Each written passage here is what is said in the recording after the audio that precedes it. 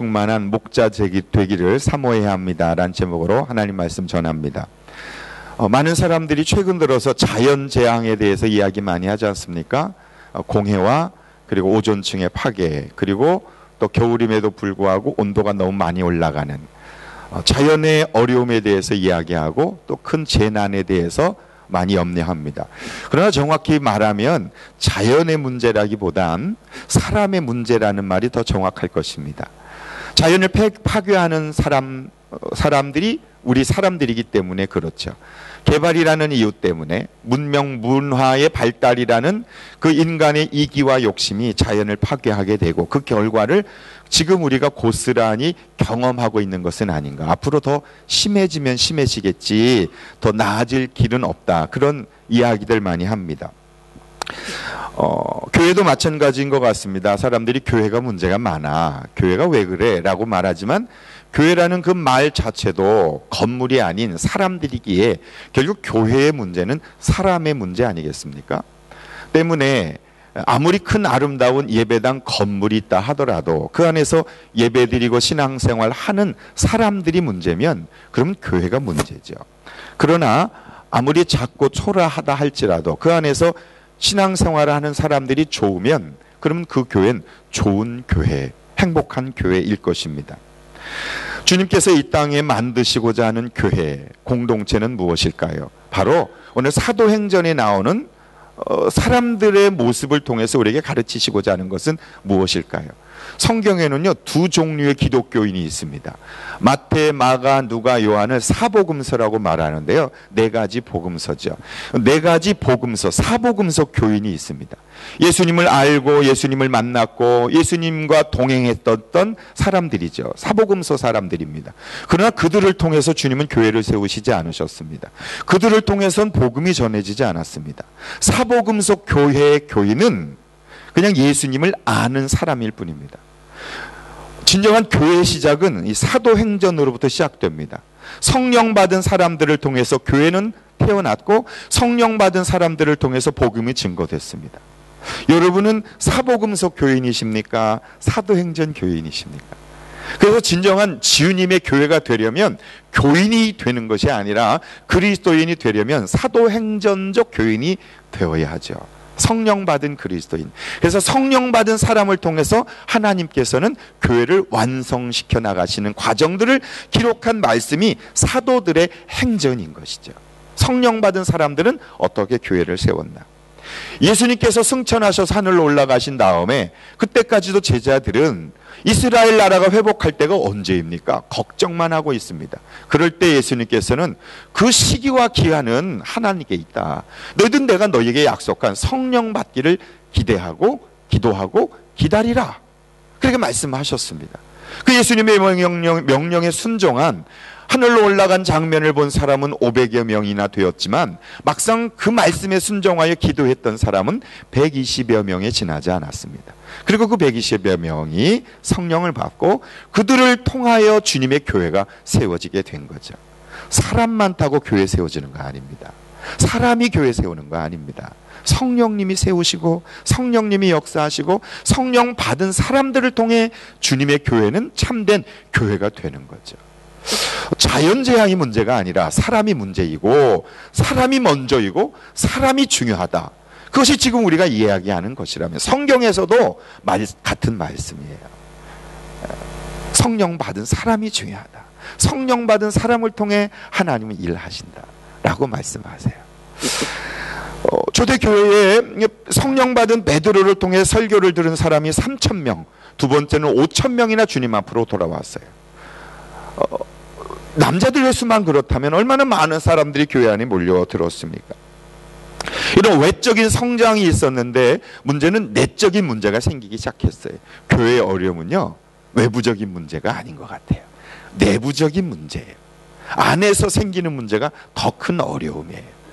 우리도 그렇지 않습니까? 우리 개인도 환경적인 문제가 아니라 내 속에서 일어나는 문제가 가장 큰 문제이죠. 어떤 문제인가? 1절에 보니까 이 시기에 부흥이 있고 핍박이 있고 사람들이 많이 몰려오는 그런 상황 속에서 제자들이 점점 불어났다. 교인이 늘어난 게 아니에요. 제자들이 늘어난 거예요. 굉장히 중요한 말씀이에요. 교인이 늘어나는 건 의미 없습니다. 사람이 많아지는 건 문제만 더 커집니다. 중요한 건 제자가 늘어나야 한다. 예수 믿는 사람, 세례받은 사람, 주님을 아는 사람, 성령 받은 사람들이 제자입니다. 그 사람들이 예루살렘 교회에 늘어났습니다. 주님께서 세우시고자 하는 교회가 바로 그런 교회이죠. 예루살렘 교회에 제자가 늘어났지만 아무리 늘어나도 사람들은 어쩔 수 없는 것 같아요. 사람들이 많이 모이면 문제가 많아지죠. 어떤 문제가 생겼느냐 하면 1절에 보니까 먹는 문제가 생겼어요. 사람이 먹는 게 중요하잖아요. 점심에 먹는 문제, 뭘 음식할까? 손님이 오면 무슨 음식할까? 목장에서도 무슨 음식할까? 먹는 게 중요하죠. 예수님께서도 너희가 먹는 거 마시는 거 너무 걱정하지 마라. 그게 소중하지 않다는 얘기가 아니라 소중하기 때문에 너무 그거에 염려하지 마라 말씀하신 것이죠. 헬라파 유대인 혼자 사는 여자들이 구호 음식 받는 것 지난주에도 말씀을 드렸지만 거기에서 자꾸 이렇게 소외가 된 거예요. 그러니까 마음에 원망이 생겼고 사도들한테 차별 대우하냐 왜 우리를, 그리고 원망하기 시작했습니다. 사람이 얼마 없을 때는요 원망 소리도 작지만 사람이 이렇게 갑자기 8,000명이나 되면 얼마나 많은 원망들이 많았겠습니까? 목장에서도 말이죠 7명 넘어가면 개인적인 관심 갖는 게 참 어려워요. 제가 목회해 보니까 100명 넘어가니까 사람 이름이 잘 기억이 안 나고요, 아이들 이름은 잘 몰라요. 그러니까 뭐 이렇게 갑자기 많아졌으니까 사도들이 그들을 섬기는 일은 제한됐을 게 분명할 겁니다. 원망 생긴 거죠. 2절 말씀해 보니까 12사도가 그래서 제자들을 불러놓고 말했다. 우리가 하나님 말씀을 전하는 일, 제쳐놓고 음식 베푸는 일에 힘쓰는 것은 좋지 못하다. 여기서 듣게 된 첫 번째 음성, 사람들이 하는 원망과 불평을 두려워하지 말자. 오히려 그것을 통해서 새로운 일꾼이 세워지는 계기가 될 수 있었어요. 또 하나는 리더란 자신의 실수와 잘못을 인정하는 게 참 중요하다. 그런 걸 깨닫게 되죠. 우리가 실수했습니다. 우리가 잘못했습니다. 우선순위를 잘못 정했습니다. 이렇게 인정합니다. 여러분 가족들의 불평과 원망을 들으십니까? 혹시 최근에 들려지는 원망은 어떤 소리가 있으세요? 그럴 때 여러분 어떻게 반응하세요? 사도들은요 그걸 인정했어요. 우리가 하나님 말씀을 제쳐놓고 음식 먹는 일에만 너무 소중하게 여긴 것은 잘못했습니다. 그렇게 인정했어요. 사도들이 누굽니까? 그림자만 덮여도 병이 고쳐지는 사람들인데, 그런 사람들이 우리가 말씀 묵상 못했습니다, 기도 많이 못했습니다, 그런 얘기하기 쉽겠습니까? 제가 여러분한테 저 그동안 말씀 연구 못하고 기도 많이 못했습니다, 그렇게 말하는 게 쉬운 일이 아니에요. 그런데 사도들은 그렇게 인정하고 자신의 잘못을 고백할 수 있었어요. 성령 받은 사람이기 때문에 그런 거예요. 성령 받은 사람은요 그렇게 말씀을 통해서, 주변을 통해, 상황을 통해서 말씀하실 때 그 말씀을 듣고 깨닫고 돌이키고 회개하고 인정하는 사람이 성령 받은 사람들의 특징인 것을 알 수 있지요. 우리도 연약합니다. 우리도 실수합니다. 우리도 부족합니다. 그렇게 고백했습니다. 여러분은 어떠십니까? 누군가 여러분에게, 남편에게, 아내에게, 아이들이라도 엄마 아빠 이렇게 이 문제가 이런 거 아니에요, 이렇게 하세요 라고 할 때 그래 맞다, 그 부분 내가 잘못했구나 라고 인정하십니까? 아니면 그것에 대해서 오히려 분노하고 반대하십니까? 성령의 사람은 그것을 들을 수 있다. 또 하나는 무엇이 중요한가요? 무엇이 중요한가? 먹는 문제 중요합니다. 그러나 그것도 중요하지만 더 중요한 우선순위를 우리가 인정하지 못했다라는 거죠. 사도들은요 음식을 준비하는 것이 나쁘다 이렇게 말한 것이 아니라 그것도 소중하지만 그것보다 더 소중한 말씀과 기도를 제쳐놓고 그 일만 하는 것, 힘쓰는 것은 좋지 못하다 그렇게 말합니다. 여러분 우리가 먹고 사는 일 중요해요. 얼마나 중요합니까? 돈을 벌어야 살죠. 돈을 벌어야 아이들 학교 보내고, 돈을 벌어야 쌀을 사고 음식을 사 먹죠. 그런데 먹고 사는 일에만 힘을 쓰면 원망이 생겨요. 먹고 사는 일에만 집중하면요 불평이 터져요. 누가 원망하는지 아세요? 누가 불평하는지 아세요? 내 속에 있는 내 영혼이 불평해요. 내 속에 있는 내 영혼이 원망해요. 너 그런 존재 아니야. 어떻게 먹고 사는 일만 가지고 살려고 그러냐. 사람이 먹는 거 가지고 못 살아. 하나님 말씀으로 살 수 있는데 말씀과 기도를 배제하고 그거보다 돈 버는 일, 먹고 사는 일 여기에만 집중하면 어느 정도 시간이 가면 여러분의 속에서 영혼이 소리 지른다니까요. 부르짖어요. 전 그런 경험 많이 했어요. 목회를 하잖아요. 목사인데. 목회 열심히 하고 그러면 하나님의 일을 한다고 생각했는데 어느 순간 제 속에서 제 영혼이 소리 지르더라고요. 좀 적당히 해라. 나 힘들어 죽겠다. 내가 힘든 게 아니고 내 속에 있는 내 영혼이 원망하는 거예요. 좀 하나님과 좀 가까워져라. 하나님께 기도하고 하나님의 음성 듣고 하나님이 너를 향하여 뭘 원하시는지 좀 들었으면 좋겠다. 그 열심히 그 목회하는 것만이 그걸 내 일이라고 생각하지 마라. 너의 영혼도 좀 돌보면 안 되겠니? 그러니 내게 내 원망이 있을 때 그걸 받아들이고 잠깐 쉬어줘야 하거든요. 그리고 쉬고 조용히 하나님 앞에서 하나님의 음성을 듣고 말씀을 통해 내 영혼을 성장시키는 시간을 가지지 않고 계속 달리니까 몸이 망가지는 거예요. 영혼이 병드는 거예요. 이게 우리의 영혼을 가진 모든 사람들의 결과예요. 혹시 여러분의 영혼이 지금 소리 지르고 있지 않은지 들어보세요. 귀 기울여서. 원망의 소리, 불평의 소리. 그럴 때 그 소리를 잘 받아들이고 회개하고 하나님 앞으로 돌아가는 거, 말씀과 기도 앞으로 돌아가는 거, 그게 너무너무 중요하다. 이런 것들을 깨닫게 되지요. 이걸 꼭 교회적인 것으로만 적용할 일이 아니라 우리 개인에게 한번 좀 적용해 보자.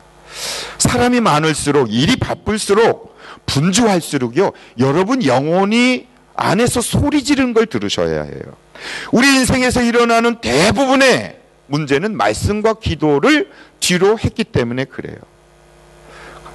그럴 때 갈등이 생기고 원망이 생기고 주변에 그런 말씀과 기도를 하지 않는 사람들이 원망과 불평은 확장되는 것이 굉장히 강력합니다. 계속 흘러가요. 근데 말씀과 기도로 충만하고 성령의 사람이 있으면 감사와 기쁨과 은혜와 말씀이 있으니까 기도하니까 그러면 그런 사람들을 통해서 주변으로 은혜들이 흘러가게 되는 것이죠. 그것이 주님이 원하시는 교회고요. 그것이 하나님이 여러분과 우리를 향한 꿈이 되는 거죠. 바쁠수록 기도하시고요. 바쁠수록 말씀을 자꾸 보셔야 그래야 영혼이 이렇게 은혜가 넘쳐요. 감사가 넘치고요. 그럴 때 몸도 건강해지는 것이다. 사도들은요, 이 문제를 가장 중요한 게 무엇인가를 찾은 거예요. 우리가 일 많이 안 해서 문제가 생긴 게 아니구나. 말씀과 기도를 제쳐놓고 한 것이 문제구나. 그걸 깨달으니까 그 다음 둘째 문제가 해결된 거예요. 사람을 세우게 된 거예요. 또 사람을 세우는 것도 오늘 말씀해 보면 신망이 있는 사람, 칭찬받는 사람, 그리고 성령 충만하고 지혜 충만하고 5절에 보니까 믿음과 성령이 충만한 사람을 세우게 되는 거예요. 여러분, 이게 쉬운 일 아니에요. 만약에 영적 분별력이 없으면 능력 있는 사람, 실력 있는 사람, 학벌 좋은 사람, 그리고 돈 많은 사람, 이런 사람 세웠을 거예요. 그런 사람 세우는 경우들이 많잖아요. 근데 사도들은 그렇게 하지 않았어요. 말씀과 기도를 회복하니까 영적인 기준을 가지고 사람을 세우게 되는 거예요. 여러분도 마찬가지 아닙니까? 여러분이 말씀과 기도를 회복을 하면 사람 보는 눈이 달라지는 거예요. 그리고 사람을 선택하고 결정하는 것이 영적인 선택으로 성숙해 가는 것. 그것이 오늘 말씀을 통해 들을 수 있는 주님의 음성이죠. 더 중요한 건 다른 곳에서 스카우트해 오지 않았어요. 3절을 보세요. 여러분 가운데서 뽑으십시오. From among you. 여러분 속에서 뽑으라. 실력 있고 능력 있고 탁월한 사람 데려다가 지도자를 세운 게 아니라 여러분과 함께 먹고 마시고 지내고 여기서 예수 믿고 세례받고 이곳에서 신앙생활 한 사람들 가운데서 지도자를 세우라는 거예요. 이 말은요, 준비되어 있다는 뜻이에요. 이게 교회가 해야 되는 일이에요. 그런 사람들 준비시켜야 뽑지요. 주일학교에서 학생부에서 청년부에서 이렇게 말씀과 기도와 성령으로 믿음으로 지혜로 충만한 사람들이 준비되어 있는 사람들 가운데에서 지도자가 세워져야 하는 거예요. 이런 준비하지 않으니까 교회가 20년 30년이 지나도 그런 사람을 세울 수가 없는 거예요. 그러니까 자꾸 한국에서 데려오려고 그러고 어려움이 생기는 거, 그런 경험들을 많이 하게 되는 거예요. 그런 사람들을 세우기 위해서 교회가 잘 준비해야 한다. 더 중요한 건 여러분 목장 안에서 그렇게 VIP를 예수 믿도록 섬기고 그가 목자가 돼서 예비 목자가 돼서 그가 주님의 복음을 전하는 이것이 가정교회의 꿈이고 이것이 주님이 우리를 향하여 가지고 계신 꿈이지요. 그런 결과를 어떻게 볼 수 있느냐 하면 7절 말씀에 보면 하나님의 말씀이 계속 퍼져나갔다. 말씀이 퍼져나간 거예요. 교회가 퍼져나간 것도 목사의 이름이 날리는 것도 아니라 말씀이 퍼져나갔다. 그리고 제자의 수가 늘어났다. 부쩍 늘어났다. 그리고 제사장들도 믿음에 순종했다. 믿지 않을 것 같은 사람들이 믿게 된 거예요. 얼마나 놀라운 일입니까? 이런 교회, 주님께서 안디옥 교회를 또 여러분을 통해 세우시기를 원하시는 거, 저는 그렇게 생각하고요. 우리 모두는 다 신앙적 배경이 다르잖아요. 또 섬기던 교회도 다르고 환경도 다르고, 그럼에도 불구하고 이렇게 안디옥 교회라는 교회를 설립하게 하셔서 이곳에서 예배드릴 수 있다는 것, 그 놀라운 신비지요.